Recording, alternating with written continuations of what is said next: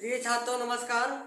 आज एक फिर से वीडियो में आप सभी लोगों का बहुत बहुत स्वागत है। तो देखिए, जो आपका सवाल है आपके सामने लिखा हुआ है। अगर आपकी परीक्षा में इस प्रकार का सवाल आता है तो इसको सेकंडों में कैसे बनाएं। तो चलिए देखिए, यहाँ पर लिखा हुआ है कि एक चालक पर 3.2 गुणे 10⁻⁻19 कूलाम धन आवेश है। इस चालक पर सामान्य अवस्था से कितने इलेक्ट्रॉन कमियां अधिक है। तो यहाँ पर देखिए, जो दिया गया है एक चालक पर इतना कूलाम धन आवेश, तो जो आपका आवेश होता है उसको हम Q के द्वारा लिखते हैं। तो यहाँ Q का मान दिया गया है कितना, Q का आपका मान दिया गया है 3.2 गुणे 10⁻⁻19 क्या है, कूलाम। और जो कूलाम होता है उसको हम किससे लिखते हैं, C के द्वारा रिप्रेजेंट करते हैं। अब कहा जा रहा है कि सामान्य अवस्था से कितने इलेक्ट्रॉन कम है या ज्यादा है। तो इलेक्ट्रॉन कम होने या ज्यादा होने का मतलब क्या है कि इलेक्ट्रॉनों की संख्या इसमें पूछ रहा है। तो जो आपकी इलेक्ट्रॉनों की संख्या होता है उसको हम किसके द्वारा लिखते हैं, n के द्वारा लिखते हैं। अब n का मान निकालना है, Q का मान दिया गया है।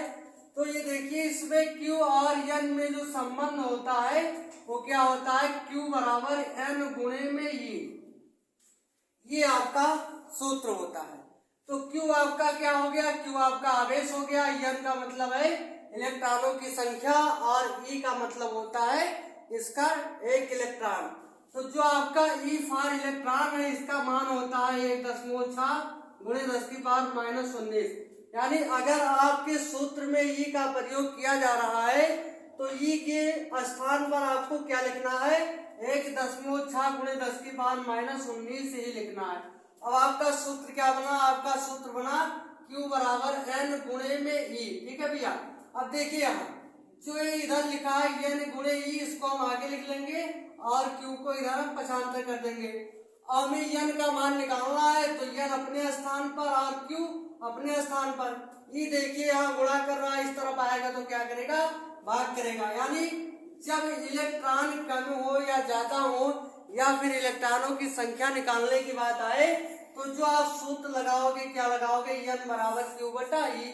अब देखिए यहाँ पर n बराबर Q का मान कितना है, 3.2 गुणे 10⁻⁻19 बटा E के जगह पर मैंने क्या बोला कि जब कभी भी आप सवाल लगाओगे और उसमें E का प्रयोग किया जाएगा तो E के स्थान पर आपको कितना मान रखना है, 1.6 गुणे 10⁻⁻19। तो E की जगह पर क्या लिखोगे, 1.6 गुणे 10⁻⁻19। अब यहाँ देखिए 10⁻⁻19 ऊपर भी है और 10⁻⁻19 नीचे भी है। तो ये दोनों जब समान आकृति के हैं तो ये आपका कट जाएगा। n बराबर क्या बचा, 3.2 और 1.6। अब देखिए दशमलव हटा सकते हो या ऐसे सीधा काट दो, 16 एकम 16, 16 दूना 32। तो क्या बनेगा, n बराबर 2/1 या फिर n बराबर क्या लिख सकते हो, 2। तो क्या बताना है कि कितने इलेक्ट्रॉन कम है या ज्यादा है। तो इसमें 2 इलेक्ट्रॉन क्या होंगे, कम होंगे और यही आपका आंसर बना। वीडियो में लगातार बने रहिए, बढ़ते हैं अगले सवाल की ओर।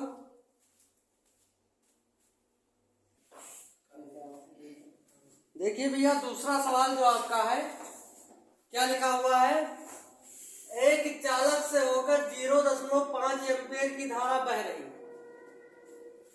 10 मिनट में इस चालक से होकर गुजरने वाले आवेश का परिकलन कीजिए।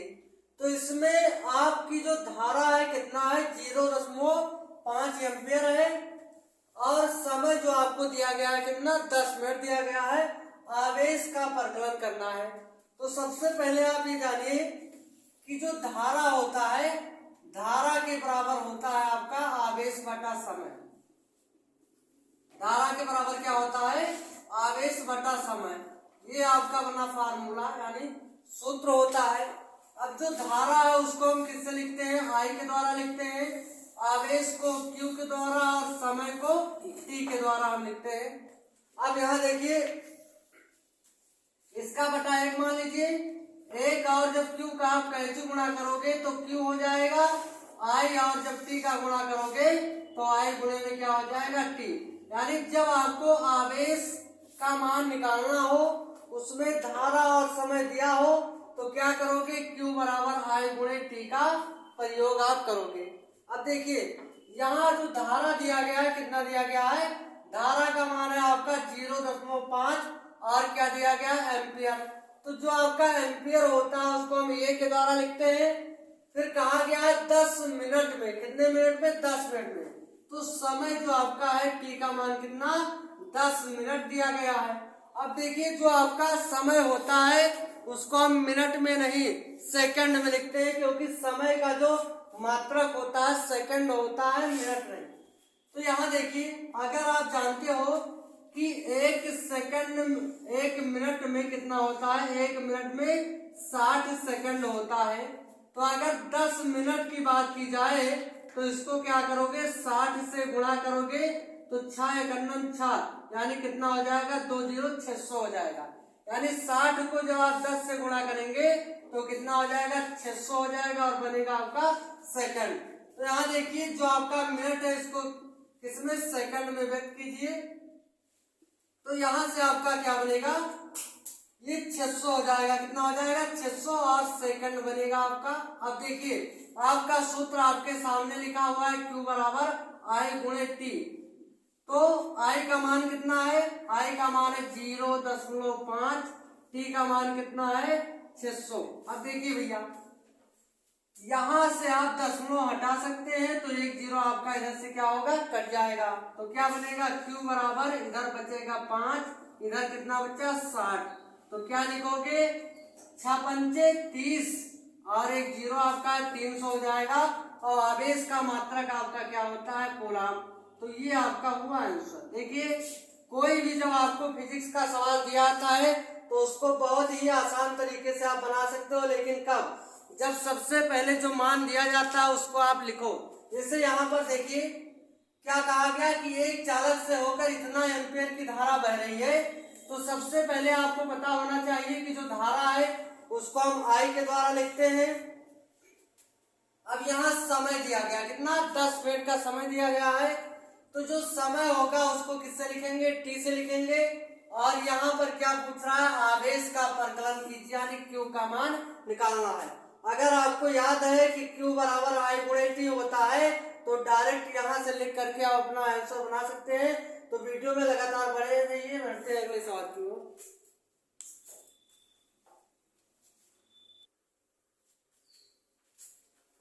देखिए जो आपका तीसरा सवाल है क्या लिखा हुआ है कि एक चालक तार में बहने वाली विद्युत धारा 3 एम्पियर है। यदि तार के सिरों के बीच विभवांतर 9 वोल्ट हो तो तार का प्रतिरोध ज्ञात कीजिए। यानी यहाँ पर धारा दिया गया है और विभवांतर दिया गया है, प्रतिरोध ज्ञात करने की बात हो रही है।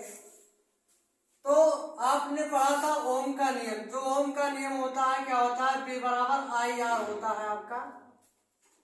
तो जो आपका B होता है ये आपका होता है विभवांतर, I का मतलब होता है धारा और R का मतलब होता है प्रतिरोध। यानी जो आपका धारा है वो क्या होता है, I होता है, प्रतिरोध R होता है और जो विभवांतर है वो क्या होता है, B होता है।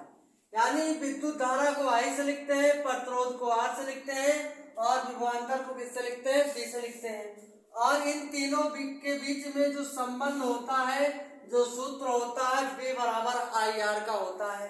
अब हमें क्या निकालना है, प्रतिरोध निकालना है। तो इसको आगे लिखेंगे और इसको क्या करेंगे, पीछे लिखेंगे। अब यहाँ देखिए I अपने स्थान पर, B अपने स्थान पर। देखिए I और R के बीच में गुणा हो रहा है।